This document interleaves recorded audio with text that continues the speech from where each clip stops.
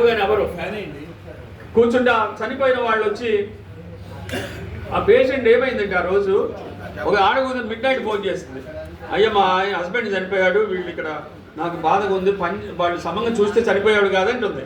నేను doctors phone చేసి అడిగాను, మేము అద్భుతంగా చూసాము, మీరు కావాలంటే కేస్ షీట్ చూడండి, దీంట్లో ప్రతిదీ రాసి ఉంది అని మొదలు పెట్టారు. నాకు ఎక్కడో అప్రమం కలుగుతుంది. వీళ్ళే విట్ట చెబుతున్నారు, డాక్టర్లు మేము అద్భుతంగా చూసాము, చాలా బాగా ఉంది, అయినా కూడా చివరి రోజుల్లో మాకు ఏం చేయాలి, చేతులు అయితే సరిపోయింది, వాళ్ళైతే మేము శవం తీసుకెళ్ళము అని చెప్పి 7ంటికి ఫోన్ చేశారు. 7ంటికి ఫోన్ చేసి వాళ్ళు తీసుకెళ్ళి వాళ్ళ వైఫ్ మాత్రం చాలా పట్టుదలకు ఉంది సార్, నేను తీసుకెళ్ళను, నాకు న్యాయం జరగాలి, ఇంకోటి జరగకూడదని కూర్చుంది సార్, మేము ఏం చేయాలో అర్థం కావట్లేదు అని చెప్తే నేను సొల్యూషన్ చెప్పాను. వాళ్ళు వెళ్ళనంటుంటే నేను వచ్చిన 9 దాకా వచ్చున్నా కాదు సార్, ఇక్కడ ఉంచితే వాసన వస్తుంది, అలా 12ంటికి కరెక్ట్ 12-10 నిమిషాలు చనిపోయాడు అతను రాంబాబు అనే వ్యక్తి. తీసుకెళ్ళి మార్చిలో పెట్టండి అని చెప్పి వాడు ఫోరెన్సిక్ వాడు ఫోన్ చేసి అట్లా అరేంజ్ చేశాము, ఆర్గనైజ్ చేశాము. అయితే ఆమె బాగా పట్టుదలకు ఉంది, ఆ వైఫ్ పట్టుదలకు ఉందంటే నాకు అన్యాయం జరిగింది, మా హస్బెండ్ బతుకుండేవాడని చిన్న పట్టుదల వాడికి. సరే నేను పోయి అక్కడ కూర్చున్నాను, ఆ మార్చి దగ్గర అందరూ కూర్చొని అప్పుడు అబ్జర్వ్ చేస్తుంటా, 100 మంది దగ్గర కూర్చొని ఉంటారు ఆ సిచ్యువేషన్స్లో. నేను పోయి కూర్చున్నా, వాళ్ళ అబ్బాయి ఏడుస్తూ వచ్చి కూర్చున్నా. నాకు డౌట్ వచ్చింది, ఈ అబ్బాయి ఉంటాడు ఎవరని. అయ్యా నువ్వు ఏంటి, నేను ఎవరు నువ్వు అంటేను, మా నాన్నగారు చనిపోయాడని రాత్రి బోర్డుని ఏడ్చేసి, అతి చిన్న అమాయకుడు అతనికి కొంచెము సెర్బల్ పాలసీ అది ఉన్నట్లు నాకు తెలియదు. తర్వాత మీ నాన్నగారి పేరు ఏంటంటే రాంబాబు చనిపోయినంతని గుర్తుపెట్టాను. సరే ఏమైంది ఏంటంటేను, ఎవరు పట్టించుకోలేదు మమ్మల్ని, డాక్టర్ గారు వస్తే బతుకులాంటి రాలేదు, నర్సులు బతుకులాంటి రాలేదు అలా చెప్పుకొచ్చాడు.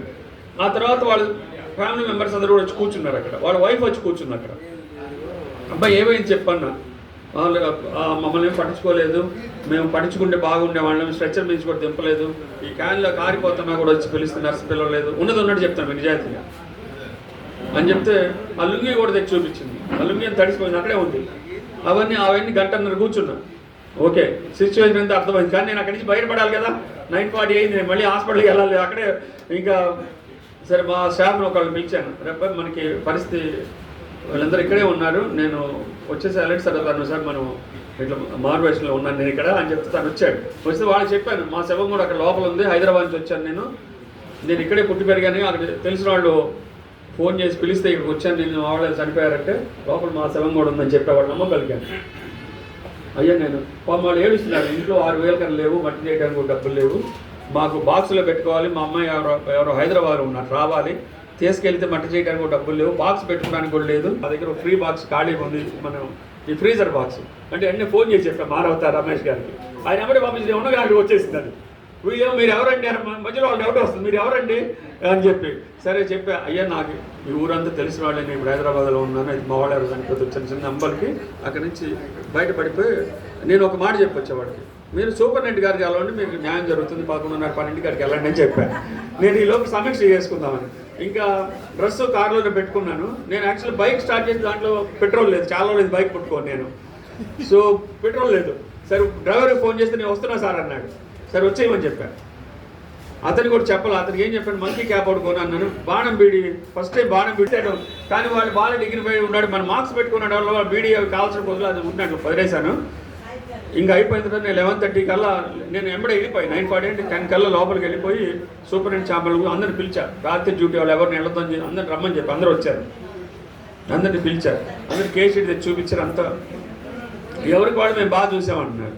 అయ్యా నాకు ఏదో నచ్చలేదు, ఏదో తప్పు జరిగిందో అనిపిస్తుంది, మళ్ళీ తిట్టను కొట్టను, మనం సమీక్షించుకుందాం, మనల్ని మనం రెక్టిఫై చేసుకుందాం.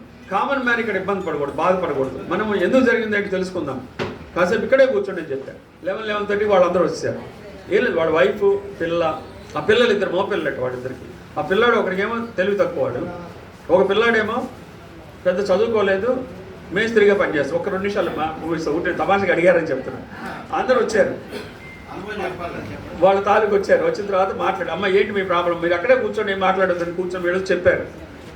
చూపించిన తర్వాత పిలిచాను నర్సరీ స్టాఫ్ నర్సరీ అండి, నేను రమ్మంటే రాలేదండి. అమ్మ నువ్వు ఇక్కడే ఉన్నావు, రాత్రి అంతా డ్యూటీ చేసావు, ఏంటంటే సార్ 1000 మంది వస్తున్నారు, నేను ఏం చేయలేకపోయాను సాయం, వీళ్ళు పిలిచారు నన్ను, కానీ చాలా మందికి సాయం చేయడం వల్ల వీళ్ళు పిలిచినప్పుడు నేను వెళ్ళలేకపోయాను, తర్వాత వెళ్ళాము, ఈ లోపల అతను ప్రమాదం చనిపోయాడు అంట లాభమై.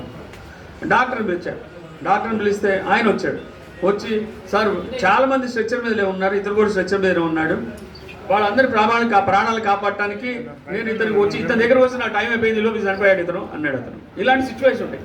ఆ రోజు ఒక పేషెంట్ బెడ్ పైన, ఒక పేషెంట్ స్ట్రెచ్చర్ పైన ఉన్నాడు. అంతమంది వచ్చారు. రాత్రి కూడా నేను వెళ్తే రాత్రి కూడా అట్లాగే ఉంది పరిస్థితి. అంతమంది వస్తున్నారు. ఈ చుట్టుపక్కల ఆసుపత్రులు పగలు కొడతారని కానీ, డాక్టర్లు కొడతారని కానీ చివరి నిమిషంలో ఇక్కడ పంపిస్తున్నారు. అందరూ ప్రాణమే, అందరూ కాపాడమని బతులాడుతున్నారు. వాళ్ళు వచ్చిన దగ్గర టెస్టులు చేయండి, లేకపోతే ట్యూబ్ ఊడిపోయింది అక్కడి నుంచి తీసుకొచ్చాడు అంబులెన్స్లో, ఇలాంటి సిచ్యువేషన్లు ఉన్నాయి. అక్కడ ఎంతమంది ఇచ్చినా సరిపోవట్లేదు. నేను డాక్టర్లని, నర్సుల్ని అక్కడే మోహరించాను. అబ్బాయి మిగతా చోట్ల లేకపోయినా పర్లా, ఇక్కడ ఉండాలి, మనం ఒక ప్రాణం పోకూడదు అని చెప్పుకుంటూ వచ్చాను. నేను వచ్చిన తర్వాత వాళ్ళ బాధలు వాళ్ళు చెప్పారు. అయ్యా ఇలా జరిగితే